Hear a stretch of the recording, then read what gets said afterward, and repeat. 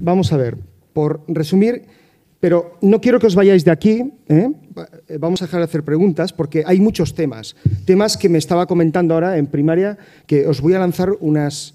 Bueno, yo creo que nos tenemos que llevar algo ilusionante y os vais a llevar algo ilusionante, ya os lo digo yo. Pero bueno, déjame hacer una reflexión porque estáis sociedades con las que nos vamos a ir viendo y de hecho estamos trabajando conjuntamente. Mira, según la Guía Conjunta del 2011 de la Federación Internacional de Farmacéuticos y la Organización Mundial de la Salud sobre la buena práctica farmacéutica, los farmacéuticos deben documentar los datos clínicos y del paciente necesarios para monitorizar y evaluar el tratamiento farmacológico y realizar un seguimiento de los resultados terapéuticos. Por lo tanto, sí, sería una conclusión al seguimiento farmacoterapéutico. Vamos, y en esto vamos a trabajar y vamos a poner en marcha proyectos. ¿Estáis de acuerdo? Sí. Los que no estén de acuerdo, que levanten el brazo. No hay ninguna abstención, proseguimos. Muy bien.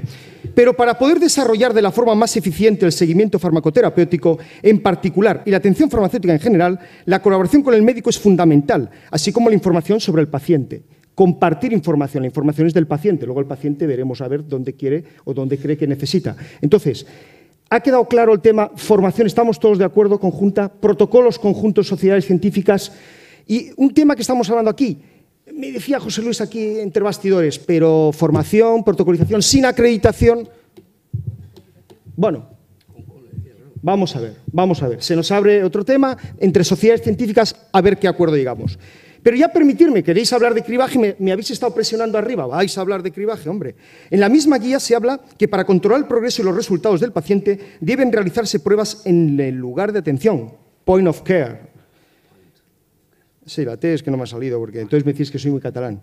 A los pacientes con el objetivo de controlar y ajustar cuando sea necesario el tratamiento. Por lo tanto, vamos a necesitar cribajes, vamos a tener que necesitar en un momento determinado pruebas puntuales que ya estamos haciendo. Desde determinaciones biológicas, como puede ser glucosa, colesterol, triglicéridos, etcétera, hasta, y ahí va la bomba, ese proyecto que firmamos con Semergen del estreptotest que presentó Xavier Boleda ayer, impresionante, con unos resultados que ahí sí que hay una realidad de gente que no ha consumido antibiótico gracias a la intervención del farmacéutico, que ha derivado o que ha demostrado, ha intuido que podía o no haber infección bacteriana. Entonces, pregunta, sin cribajes, el seguimiento farmacoterapéutico se nos queda cojo, necesitamos determinaciones biológicas, decirnos cómo tenemos que hacerlo, estamos abiertos a ello. Y dos, ¿qué os ha parecido esa bomba que afirmó Semergen con nosotros de hacer estreptotest en la farmacia?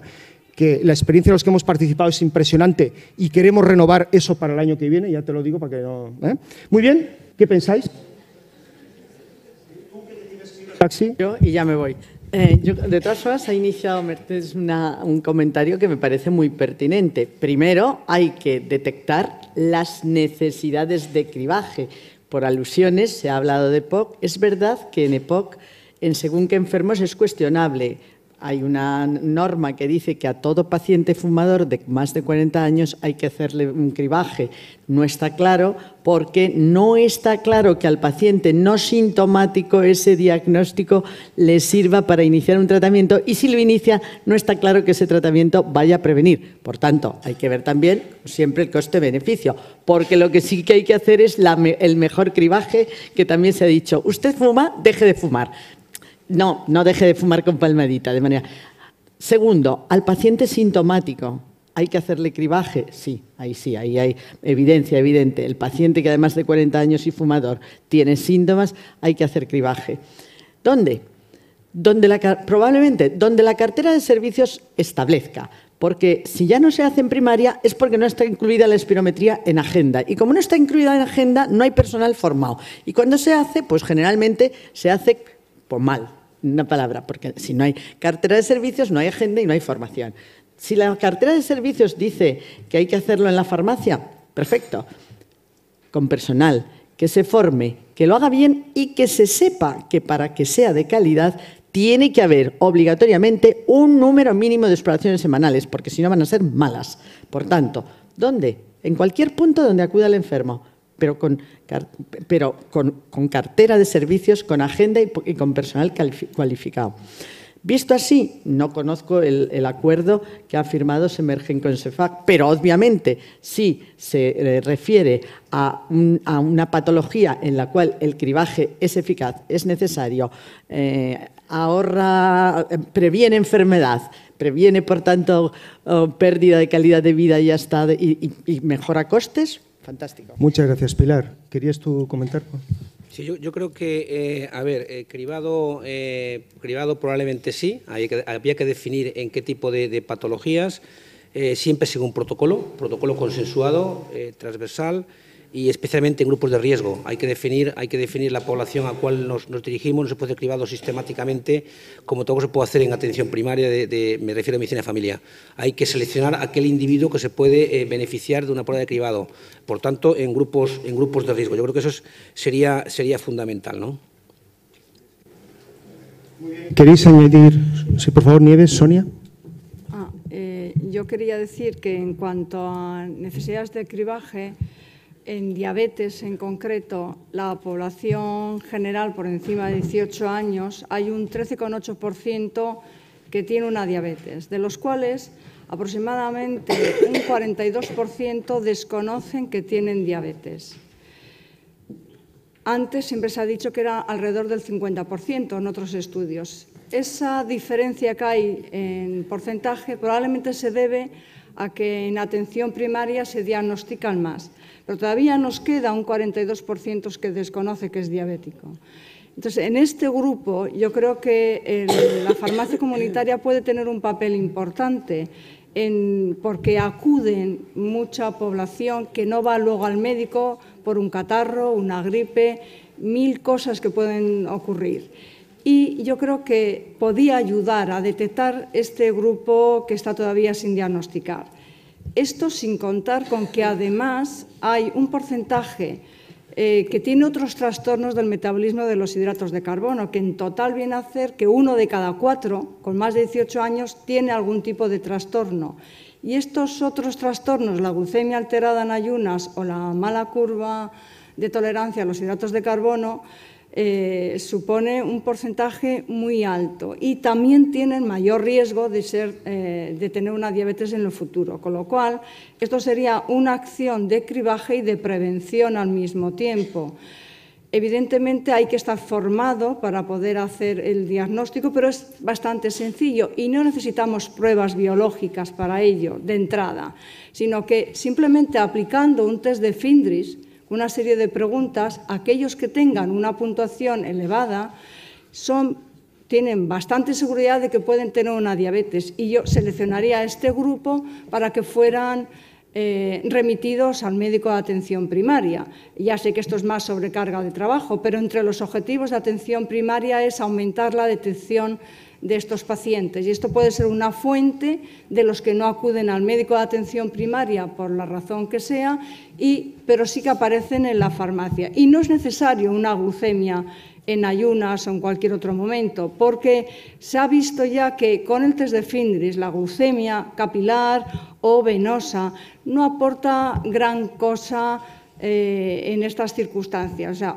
un test de Findris sería suficiente y es muy fácil y se podía incluso facilitar en la farmacia.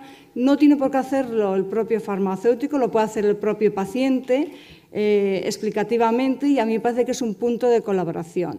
En cuanto el farmacéutico tiene que estar formado de eso, uno de los acuerdos es la semana que viene existe ya programado un curso de formación para farmacia comunitaria. Y bueno, el estilo de vida, creo que tenemos capacidad cualquier sanitario, en el ámbito que sea, a promocionarla. Y muchos de los problemas que tenemos hoy en día es la obesidad y el sedentarismo. Y estos son factores que, desde luego, van a incidir mucho en la prevalencia de diabetes. Y esto lo podemos hacer siempre. Muchas gracias. Sonia Nieves. Y gracias por el acuerdo que hemos firmado, que nos habéis ayudado en la formación, protocolización y desarrollo de lo que ya va a ser incipiente de diabetes. Nieves. Yo quería decir una cosa. Estamos hablando de cribado, pero en el caso de la hipertensión, y creo que en los demás también, lo que estamos haciendo es la toma oportunista. Yo creo que cribado se utiliza estamos utilizando un poco alegremente. Los cribados tienen una formulación diferente a esto, ¿no? Entonces, en el caso de la hipertensión, la toma oportunista de presión arterial en la farmacia nos puede venir bien. Sin embargo, dejadme que os diga una cosa. Ahora mismo tenemos aproximadamente 5 formas diferentes de tomar la presión arterial. La presión que se toma con manguito, una que se llama el BP True, que es una manera de tomar la presión 6 veces seguidas en una habitación tranquila y no sé qué, no sé cuánto. La presión arterial que se toma el paciente en su casa durante una semana en horarios determinados. El mapa, la presión ambulatoria de presión, o sea, la recogida ambulatoria de presión de 24 horas, incluyendo la noche. Y encima tenemos presión central, presión periférica y otra cosa que se llama Hotman, y hacemos presiones y modulación hemodinámica. O sea, ya tenemos 6 métodos para decidir si el paciente es hipertenso y cómo vamos a manejar ese paciente y a qué hora le vamos a dar los fármacos. Cada vez esto es más complicado. Una toma puntual es difícil que se atenga a la realidad de la presión que tiene el paciente. Y lo que al paciente le duele en sus arterias, le daña sus arterias, es la carga de presión que tiene durante 24 horas sobre el vaso, no la que tiene ante la visión de un accidente de tráfico, que puede ser muy alta, pero que prácticamente no le influye para nada en su problema cardiovascular. Dicho esto, el lío en el que estamos ahora metidos y que probablemente ni nosotros mismos nos aclaremos en muchos aspectos de cuál es el diagnóstico exacto del paciente, creo que sí que es bueno que se tome la presión arterial, pero sí que es bueno que tengamos en la cabeza que una vez que se toma la primera presión y que está alta o que se confirma 2 o 3 veces, el paciente debe ser remitido a alguien que lo meta en un protocolo de diagnóstico. Sin más historias. Ahora vais a poder hablar, de verdad. Ahora ya lo hacemos. Os necesito. No veáis la caña que me han dado en la zona de ponentes, ahora les toca a ellos. Quiero decir, antes de comunicarle que es hipertenso, ¿no? Claro. Bueno. Ahora vais a poder hablar. Josep María, ¿me pedías la palabra? Solo 30 segundos. Y solo me gustaría deciros una cosa y que os quedara muy clara. Supongo ya por formación profesional, ya estoy un poco sesgado, lo entiendo. En ningún momento he oído la palabra prescribir salud. Prescribir conductas más saludables, donde el farmacéutico, seguro como el resto de actores que intervenimos en la salud de las poblaciones, tenéis un papel básico. Prescribir no es solo dar un fármaco, hay que prescribir salud. Como decía mi compañera, en cuanto a estilos de vida, hábitos saludables en relación al sobrepeso y el riesgo que representa en futuros, pues, en este caso, muchas gracias, Josep María. Os queda a vosotros dos, antes de pasar a preguntas, ¿quieres comentar alguna cosa? Mercedes, os ha hablado todo más o menos. Pues José Luis. Yo comento 2 cosas. Una, que antes no lo he dicho en referencia al proyecto, bueno, el proyecto ya es un hecho, el estudio del Estetodes, realizado con Semergen. Yo creo que es una forma de colaboración conjunta, también protocolizada, consensuada, con unos criterios de selección claros y de inclusión.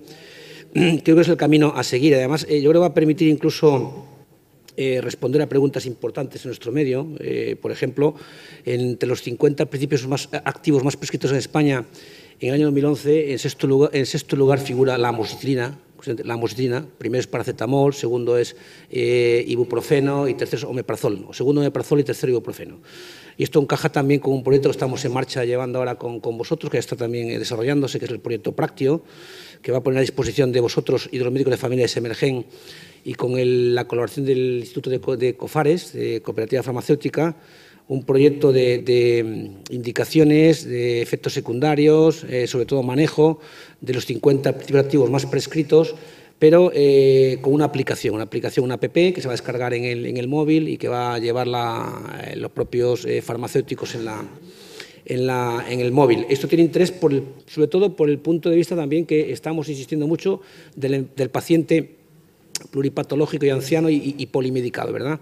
Y luego, para finalizar, respecto a los cribados y pruebas biológicas, Yo sí que soy partidario porque he trabajado mucho tiempo en un pueblo, ahora trabajo en una ciudad, en Valencia, he tenido buena relación con el farmacéutico, ahora también la tengo, y yo creo que siempre me ha ayudado muchísimo en la detección de pacientes por ejemplo, cardiovasculares, ¿no? Lo que se entraña determinación de colesterol, glucosa, etcétera.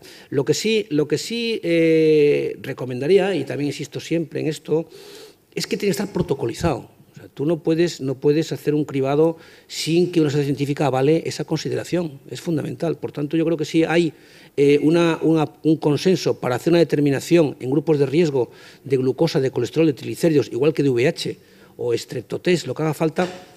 Yo creo que es lícito perfectamente. Sois agentes de salud, además tenéis que integraros perfectamente en la asistencia sanitaria global y donde está también otro grupo de colectivos como es enfermería y sobre todo, bueno, yo incluso me atrevería a decir más, tenéis que estar participando activamente con el centro de salud, farmacéutico en el centro de salud.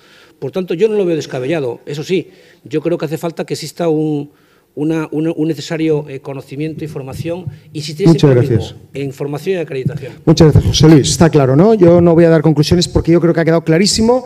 Poneros las pilas los miembros de los grupos de trabajo de SEFAC porque hay trabajo, ¿eh? Y ahí veis lo de protocolos, proyectos, formación que vamos a poner en marcha. Bien, ¿alguien quiere hacer una pregunta? Tenéis que ser muy… empieza un gallego. Tienes que ser muy concreto, Pepe? Te lo pido, por favor. Si no te… señorita, ¿tiene usted toda la autorización para cortarle si le hago una señal? Sí, pero pregunta. Venga, Pepe, o pregunta opinión. o lo que tú quieras, pero breve. Bien. Vamos a ver, yo me alegro de que estén los compañeros médicos aquí porque yo siempre he creído que el problema está en la falta de comunicación, porque todos sabemos el lugar que estamos y es cuestión de que nos conozcamos. Eso es lo primero. Por eso, gracias por estar aquí. Después… el farmacéutico, aquí hemos hablado de muchas cosas. Yo hablo siempre de la atención integral al paciente. La atención integral al paciente implica desde el paciente que está enfermo y no lo sabe, o que es diabético y no lo sabe, al paciente que ya lo es y está en un tratamiento, y hay que hacer además una educación sanitaria y de estilo de vida. De hecho, ¿Cuál es tu pregunta, Pepe? No, yo pregunto si… Es que no tenemos tiempo. Ya sabes que es muy interesante y me encanta dialogar contigo. Yo no tengo preguntas porque estoy ¿No de tienes acuerdo. pregunta? ¿Le puede quitar el micro, por favor, señorita? Más preguntas. Tenemos que ir así, lo siento, pero perdonar, pero es que tenemos una sesión ahora que os recomiendo, que es don Fernando Trías de Bes, que nos va a subir la moral aquí a todos con el tema. Entonces, ya… A ver, nuestra experta en crónicos, Lola Murillo. A ver, bueno, soy Lola Murillo y se ha hablado de protocolos, de formación y Sonia ha hablado mucho, ha hecho referencia en varias ocasiones a receta electrónica por el intercambio de información para controlar la adherencia. Yo quería preguntar qué pensáis del intercambio de los datos clínicos del paciente, porque muchas veces nosotros cuando tratamos al paciente y le hacemos seguimiento, como dice Pepe, lo hacemos de forma integral, nosotros no solamente vemos al paciente diabético o al paciente hipertenso, vemos al paciente que toma antihipertensivos y que toma antidiabéticos, pero hay otros muchos medicamentos que no sabemos muchas veces para qué lo toman. Necesitamos ver la historia y saber qué clínica tienen para poder ayudarles con su tratamiento. Yo voy a contestar. Creo que como máximo podréis saber los diagnósticos, pero no la historia clínica del paciente. Lo máximo es un listado de diagnósticos, pero luego la historia clínica del paciente no puede ser, no se puede acceder. Listado de diagnósticos. Bueno, ya hemos avanzado algo más. Vamos a ver, nos piden por ahí… ¿Sí? No, a ver… Se contesta, pero brevemente, que me están llamando la atención. Hola. Llevo Sí. Un momento, que tiene que contestar, Eduardo, un segundo. Yo quería decir que, a ver, yo creo que debe constar un conjunto mínimo de datos, mínimo de diagnóstico y también terapéutico, tratamiento. Es que si no, no puede haber, obviamente, un seguimiento. No puede haber. Lo que sí pongo en duda es que la red electrónica, pues que llegue a implantarse de manera homogénea en este país. Y en este momento falta muchísimo para llegar ahí. Por tanto, hay que actuar en forma de compartimentos estancos. Pero yo creo que un mínimo de datos de diagnóstico y tratamiento, evidentemente sí. Muchas gracias. Eduardo, venga, breve. Sí, solamente una petición a los presidentes de las sociedades científicas. Yo creo que una de las graves carencias que tenemos es la falta de comunicación, como ya se ha comentado, entre médico y farmacéutico, pero no solo entre organizaciones de la sociedad, sino desde la base. Yo lo que quiero pedir a los presidentes es que animen a sus colegas desde sus publicaciones a que, de alguna manera, se abran también al farmacéutico, que se abran a las intervenciones que hacemos los farmacéuticos, a que contesten a las intervenciones que hacemos. Eduardo, muchas gracias. ¿Alguien quiere contestar? ¿Tú, José Luis? Breve. Estoy de acuerdo con la comunicación, es absolutamente imprescindible. Lo dije al principio de la intervención. Hay que eliminar la desconfianza mutua que existe entre colectivos. Es importante una función, yo creo, tanto vuestra como nuestra. Y en el sentido que tú dices de poder propiciar desde las bases, yo me comprometo, si es posible y permite el Comité Organizador del año que viene aquí en Barcelona, a que se organice una mesa de debate donde farmacia comunitaria y medicina de familia podamos debatir estos aspectos. Sí, tantos preocupantes. Siguiente.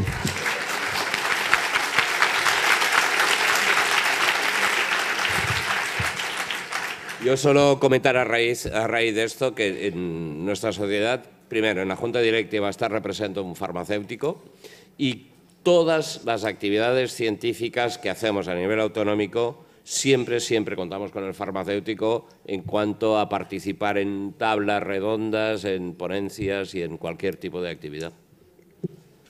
Gracias. ¿Una pregunta? Paco, estás Luis Solar. Perdona, tú eres senador, pero Paco es fundador. Pásalo a Paco Martínez, por favor.